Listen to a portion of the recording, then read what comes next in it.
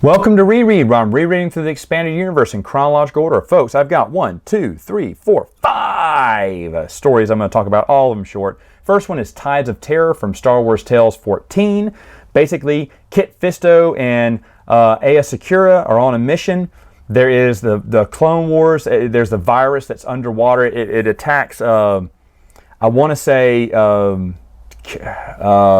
underwater Kaminoans, maybe. I can't remember if this is the one, but there's another virus and they're trying to get rid of it because it's a tale story. It's not that good. But again, we have underwater talking. They're underwater and their thought bubbles are talking to one another, which is really weird. Is it Jedi telekinesis? I don't know. Usually put some lines at the corners of the thought bubbles for that. It's just like a circle bubble cloud. You know, it's really weird.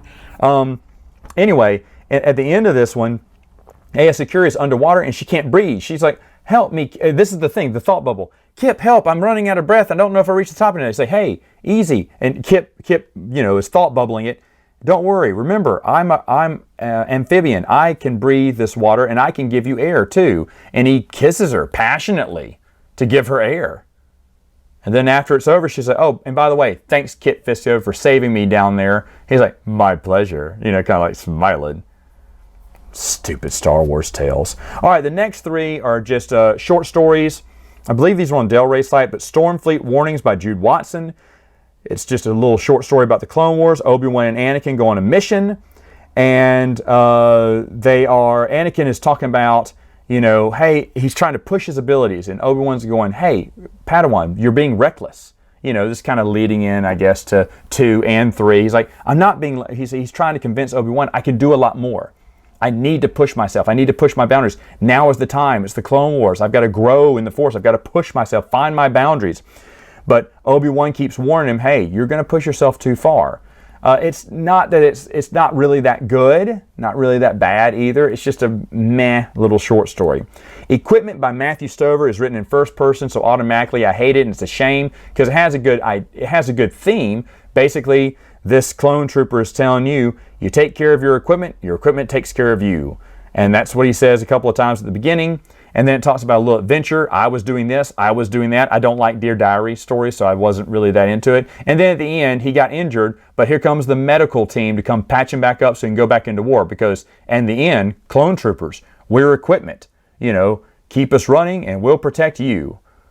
Okay, that's kind of macabre, but all right. The last one was Duel by Timothy Zahn. Basically, it's a Yoda Clone Wars adventure where he's fighting, and it's really pointless. It's really pointless. There's no meat in any of these three stories. Now, I don't remember what I said the first time. I'm trying not to look at what I said the first time so I can get a clear, unfiltered view this time around. But all three of these, if you don't have them, they're not worth getting. They're not worth tracking down. I mean, if you find them online, read them, but they're not really that good. Nothing to scream about. The last one I want to talk about is really good. It's from the Star Wars Jedi series, all the one-shots, and this is the one with Mace Windu on it. Again, artwork, superb. Basically, there's a schism in the Order, and a few Jedi are leaving. They're not reporting in to be generals. They don't want to do anything with the war. Some of them are, because when he goes to visit Master Bulk or whatever, the Weequay, who is a sword master who fights with two little swords. He says, why don't you want to do it? He's like, we're not a warrior species. We're not a warrior, we're not supposed to be warriors. We're supposed to be Jedi. There's a Whippin called Kirk, whatever. You'll get to see him later on in the series, but he's really cool. And he goes, yeah, I just don't feel that we should be taking up arms and putting clone lives at risk. A lot of clones died on my first mission. I felt like, why are we putting them in harm's way? They are bred for war, but that's not who we are. We're very different. Someone else talks about how nasty the Republic is and how corrupt it is. One person says, I think we should be working for the Separatists. There is a lot of corruption in the Republic. Maybe the Republic needs to fall. So everyone has their own reasons why they left, and Mace Windu's like, let's just talk about it and let's see. Mace is not going to force anyone to come back, but they need Jedi to help them out. So he wants to hear what they have to say, especially Master Bulk, and basically, again, try to resolve the schism before it gets too bad and more Jedi leave. Well, Ventress comes in out of nowhere and fights Bulk and almost, and kind of hurts him a little bit. Not too bad, and runs away. But before she does, she tells Mace Windu, he's like, I hope you're happy. Did I do good or whatever? And walks away. And Serval's thinking, wait, Ventress and Mace Windu are together? Oh, because, how did she get here? Because Master Bulk, you can't land on that planet without him knowing. So obviously when he allowed Mace Windu to land, he brought Ventress with him. He's like, Ventress was not on my ship. She must have got here another way. They said, no, you can't land in this area without Bulk, Master Bulk knowing about it. And Mace Windu goes in pursuit of Ventress. Well, then other Jedi go in pursuit of Ventress, this young Jedi kid, and Ventress kind of fights him and then tempts him over to the dark side because he was the one that was the most likely to go to the dark side. And then the Whippet comes and the Zeltron comes and they all fight each other.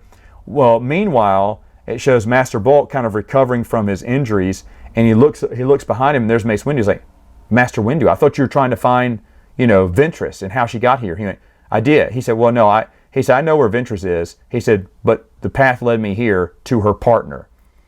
Master Bulk is of the dark side. Yes, because he was studying the very hard to the vapid, I believe it is, method of lightsabers, which can lead you to the dark side because it's so aggressive and mean. Mace taught him that. He said that was a mistake. He's like, no. He said, I felt like I was so powerful. And he said, then, of course, Count Dooku's offer was very tempting. And so he tries to kill Mace Windu. Of course, Mace has to take him out.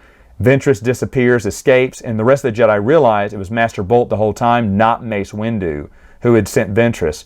And so Mace Windu says, look, I just want y'all to come with me. Let's talk about this. If you decide you don't want to be, a part of the Clone Wars, that's fine, but let's just talk. Come on home. And they all agree to go with him. And it looks like they've ended the schism from getting any worse. Because the Jedi admit that, oh yeah, this was bad. He was trying to create this big schism and get more Jedi out of the Clone Wars so that the Separatists would win.